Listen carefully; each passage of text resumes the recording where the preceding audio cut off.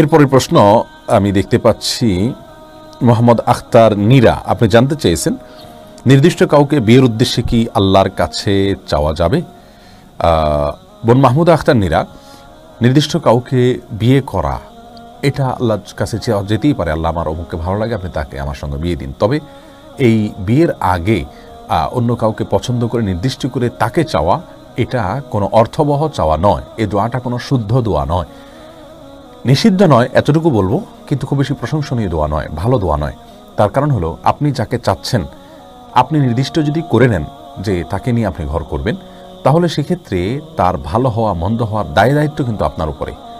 আর যদি আপনি বিষয়টিকে আল্লাহর উপরে ন্যস্ত করে দেন যে আল্লাহ আপনি আমার জন্য ভালো জীবনসঙ্গী দেন, আমার জন্য এমন একজন সঙ্গী দেন যার মাধ্যমে আমার সুখ শান্তি হবে, আমার দিন ভালো যাবে, তাহলে সেক্ষেত্রে বিষয়টি আল্লাহর উপর আপনি ন্যস্ত করলেন, সেটা হবে সবচেয়ে উত্তম এবং ভালো।